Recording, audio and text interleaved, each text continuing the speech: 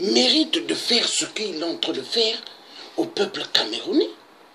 L'argent des contribuables. Il prend des avions privés pour Genève, la France et d'autres pays. Il n'est que dans des grands hôtels de luxe. Avec l'argent des contribuables. Et l'argent qui devrait permettre à des constructions, universités, collèges, primaires, jardins d'enfants, hôpitaux, il n'y a rien. La mafia de la France, la mafia des détournements de fonds. Et après, la communauté internationale se plaint des migrants. Mais bienvenue dans le monde des migrants. Mais par rapport à quoi? La monnaie nazie, le franc CFA, qui appauvrit immensement l'Afrique. Pas de développement, rien du tout pour le peuple d'Afrique. L'Afrique va mal depuis les temps des temps. Et quand nous parlons, nous devenons des victimes. Nous devenons des gens à abattre. Mais ce n'est pas pour rien. Il y a des gens qui font semblant d'être des combattants pour piéger les vrais. Mais j'en parlerai quand je serai à Paris. Tremblement.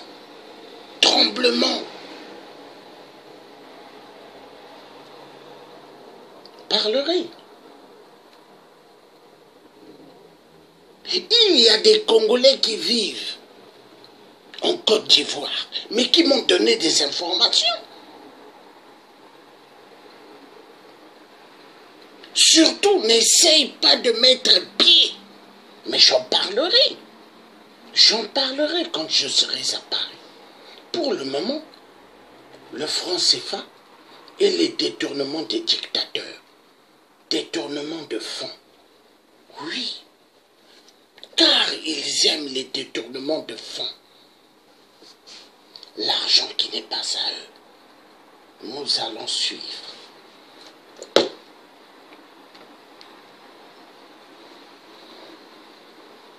Ces coûteux extras. Mais curieusement, si les autorités ne trouvent rien à redire à la présence du président du Cameroun, elles se sont montrées beaucoup plus sévères contre un autre dictateur africain. Voici Théodorine Obiang, fils du président et vice-président de la minuscule Guinée équatoriale. On pourrait chercher d'autres dictateurs sur ce logiciel, par exemple Théodorine Obiang.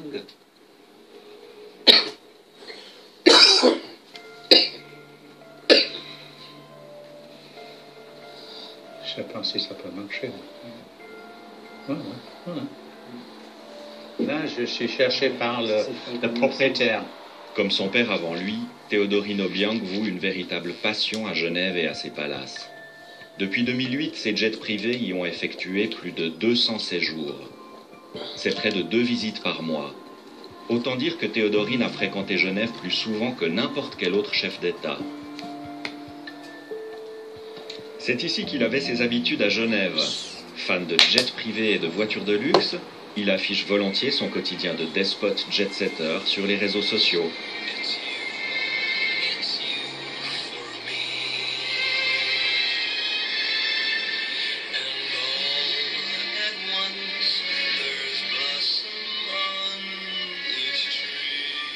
Il y montre son amour immodéré pour la plage, les voyages autour du monde, les boîtes de nuit et les gadgets hors de prix.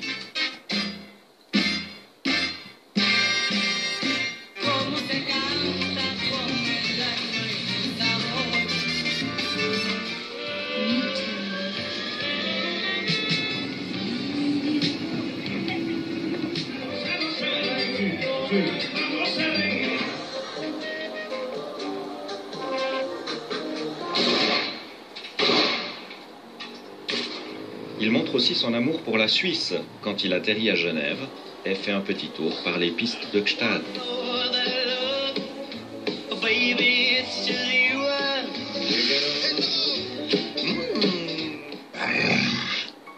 Théodorine Obiang se croyait tout permis, il s'est trompé.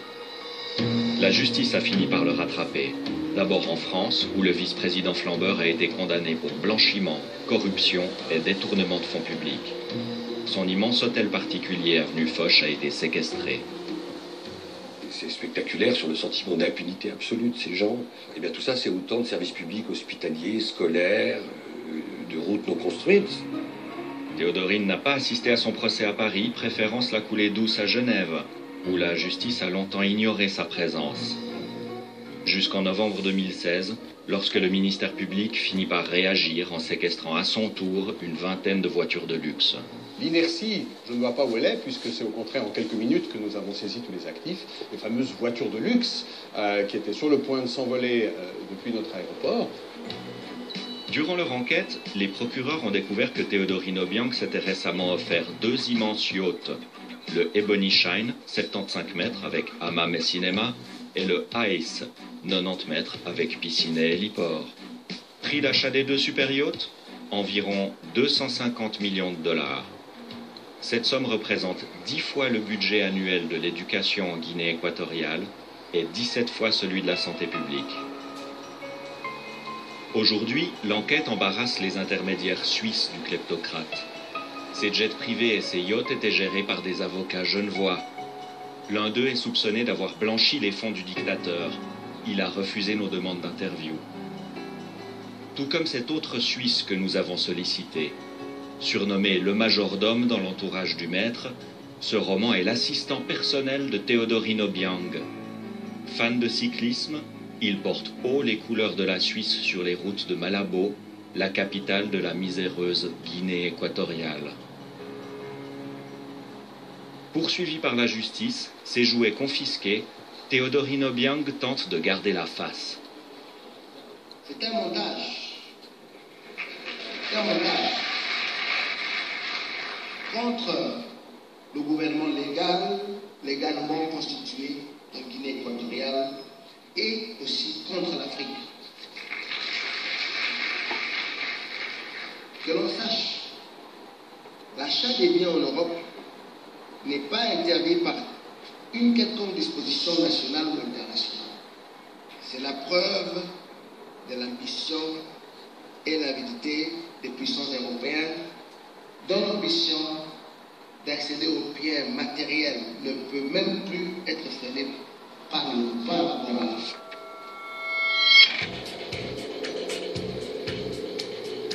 Les données de Mike sont loin d'avoir livré tous leurs secrets.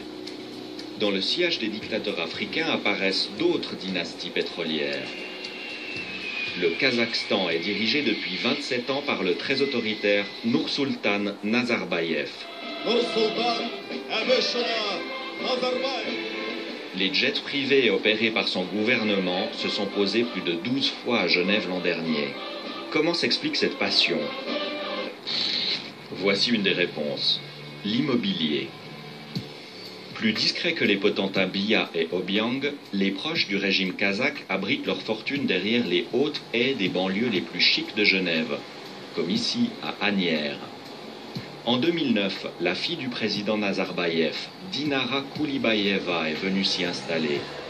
Pour 74 millions de francs, elle avait fait l'acquisition de ce qui était alors la demeure la plus coûteuse du canton.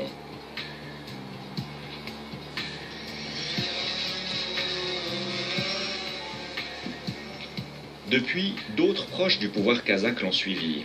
Leur goût pour l'immobilier d'exception est en passe de transformer le quartier de colonie en une sorte de Beverly Hills kazakh.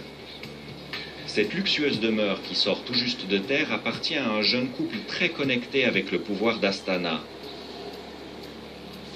Diaz Suleimenov a fait fortune notamment dans le pétrole et les chemins de fer, un commerce de biens publics qui semble rejaillir dans des propriétés très privées.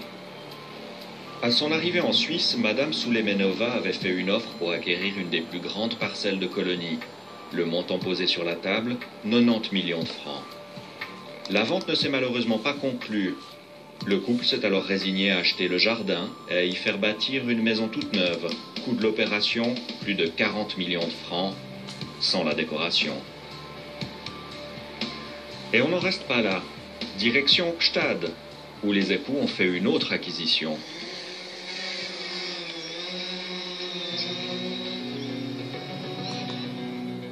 Posé au fond d'un vallon à l'écart de la station, d'apparence modeste, ce chalet bardé de sécurité a coûté la bagatelle de 14 millions de francs. Contactés, les époux Souleimenov n'ont pas souhaité donner d'interview. À Lausanne, l'ONG Publicae a conduit de nombreuses enquêtes sur les liens entre pétrole et corruption. Olivier Longchamp et Marc Guénia découvrent l'impressionnante demeure des époux Souleimenov. La maison se trouve à quelques dizaines de mètres de Genève-Plage, mais elle reste parfaitement invisible. Il y a plusieurs voyants rouges en termes de corruption qui sont allumés lorsqu'on a des transactions de ce style. D'abord parce qu'on a avec des personnes qui sont des personnes exposées politiquement ou proches de personnes exposées politiquement. Ensuite parce qu'on est avec des transactions qui impliquent des volumes d'argent extrêmement importants en provenance de pays dans lesquels les risques de corruption sont notoires, patents, connus, documentés par de très nombreuses affaires en Suisse même depuis bientôt 2 décennies. Et du coup, on se pose toute une série de questions quand on voit ce genre de choses. Est-ce que, au fond, les intermédiaires financiers qui reçoivent ces fonds, ceux qui sont impliqués dans l'achat de ce type de propriété, les différents facilitateurs qui permettent à ce type d'opération de se faire, est-ce qu'ils appliquent correctement leurs devoirs en matière anti-blanchiment? Est-ce qu'ils essaient de documenter l'origine de ces fonds? Ou est-ce qu'au contraire, on a affaire à des gens qui préfèrent plutôt, en règle générale, ne pas trop se poser de questions, qui préfèrent ne pas savoir? D'où vient l'argent? Sur ce point, on préfère fermer les yeux. Ce qui intéresse bien plus, c'est de le recevoir. Et là, les autorités savent se montrer très accueillantes. On voit qu'on a un dispositif légal qui est destiné à attirer ce genre de personnes en Suisse, à leur offrir toute une série de facilités qu'on offre en règle générale pas à des étrangers, mais à partir du moment où on est suffisamment riche, au nom d'un intérêt public prépondérant, les pouvoirs politiques peuvent décider d'offrir toute une série de passe-droits. Et ça, pour nous, c'est quelque chose qui est assez problématique. On a ici un modèle d'affaires, qui est le modèle de développement économique du canton de Genève, qui est extrêmement risqué et qui est problématique. Pourquoi la justice genevoise a-t-elle fini par collaborer dans le cas Obiang? Et pourquoi ne se penche-t-elle pas sur Paul Biya ou les dépenses kazakhs? Le ministère public genevois que nous avons sollicité a refusé de s'exprimer. Mike et les spotters de Cointrin, eux, continuent leur traque. Et avec leurs outils, ils nous rappellent que nous vivons dans un monde où la technologie éclaire sans cesse de nouvelles zones d'ombre. Cette information est librement disponible sur la toile. Il est possible de découvrir beaucoup de choses que parfois certains auraient bien aimé cacher.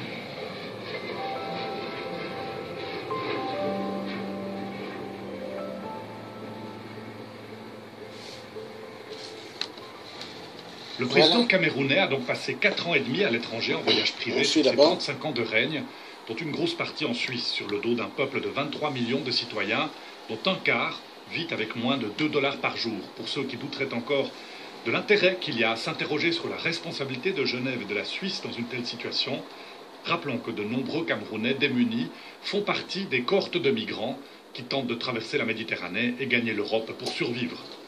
Excellente soirée à vous tous, très belle semaine et à bientôt. Voilà. Nous avons entendu des Camerounais qui font la traversée de la mer pour se retrouver en Europe.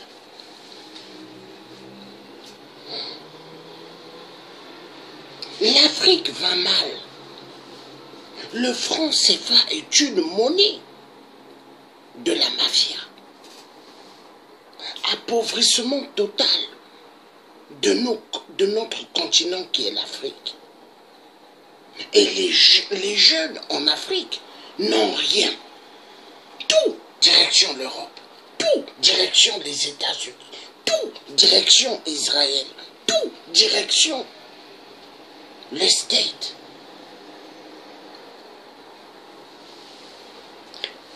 Il n'y a pas que Paul Biya qui prend des avions de camouflage. Il n'y a pas que lui. Sassou Nguesso, Ali Bongo, tous les dictateurs. Nous verrons d'ici là j'ai pas mal de trucs surprise sur surprise à montrer. Le thé africain. Oui. C'est pas pour rien. Le thé africain a pas mal d'ennemis. Parce que c'est quelqu'un qui est trop véridique. Mais les ennemis ont oublié une chose. La force que j'ai. Hein? Ils ont oublié. Mais ils vont découvrir.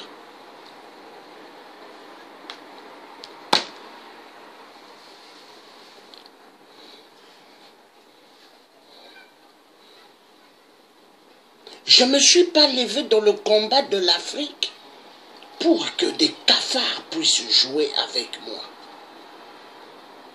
Non. Il y a des jeunes qui veulent s'amuser avec moi, qui n'ont même pas mon âge, qui n'ont même pas cette barbe blanche. Mais ils veulent jouer avec moi. Mais ils vont découvrir.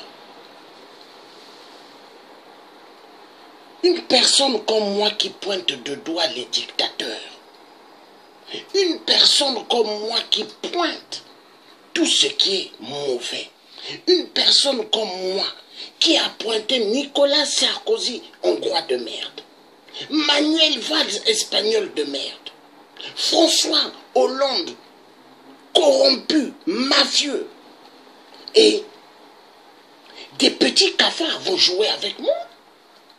Non. Non. Mais ils vont découvrir.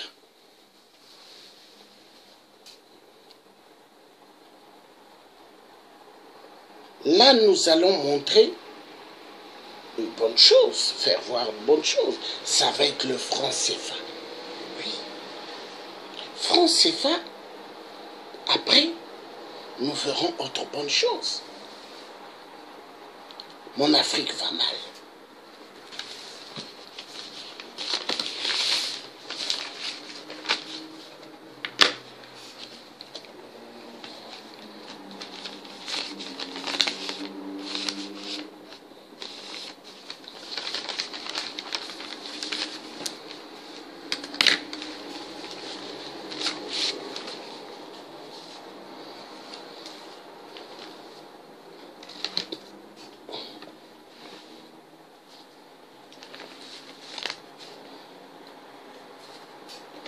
Mon Afrique va mal, très très mal.